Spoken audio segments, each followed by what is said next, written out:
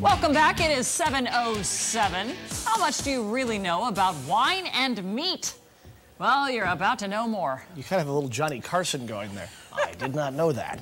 This week, we are on location with our Idiot's Guide to Everything. Last night, Bill Monick from Case gave us 3 simple and practical ways to save on our taxes. The whole story is on WKYC. It's a good one if you want to check that out. It is a really good one. Yeah. Tonight, something perfect for your next trip to the grocery store. Yeah, if you're anything like me, going to the grocery store can be very intimidating for a couple of reasons, wine and meat being chief among them. There are so many stinking choices. How do you know what to choose? Well, we begin with the ABCs of wine.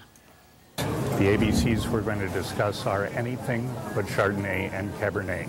Heinen's wine consultant Peter Badal says both are the top-selling wines in the world, but consumers' taste changing, branching out to include 4 different wines he showed me.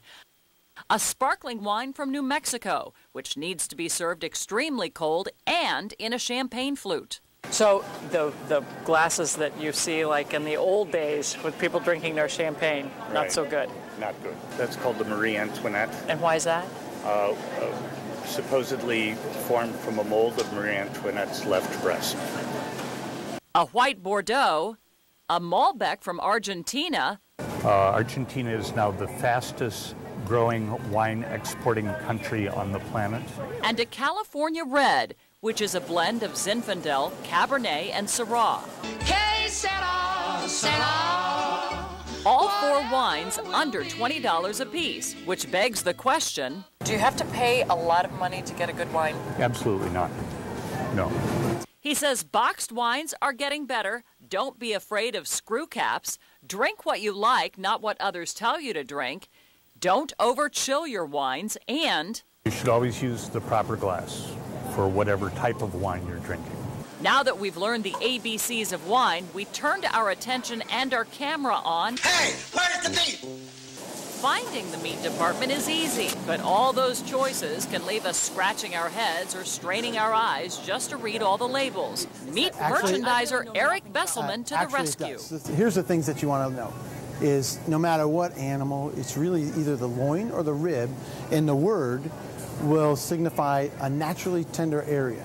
Which is good because busy moms don't have time to look at diagrams. But when it comes to meat, anatomy is very important. What is eye of round?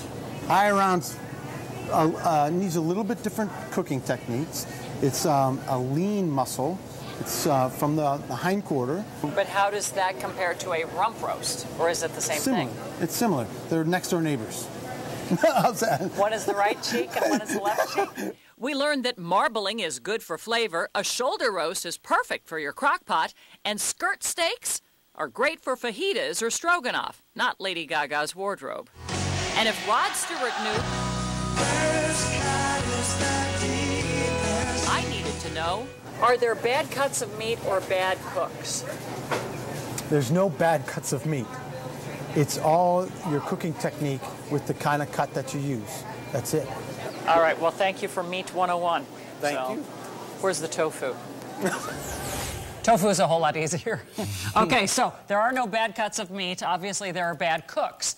So he said when it comes to cooking your meat, Eric, the meat merchandiser, says a meat thermometer is key, and it has to be the kind that you leave in the meat in the oven, and it has a separate apparatus thing that sits on the counter, and it dings when it gets to the right temperature, or you could carry it around with you. Ding, meat is done. Yes, Ding, it hits that temperature. Okay. So that's the biggest thing I learned.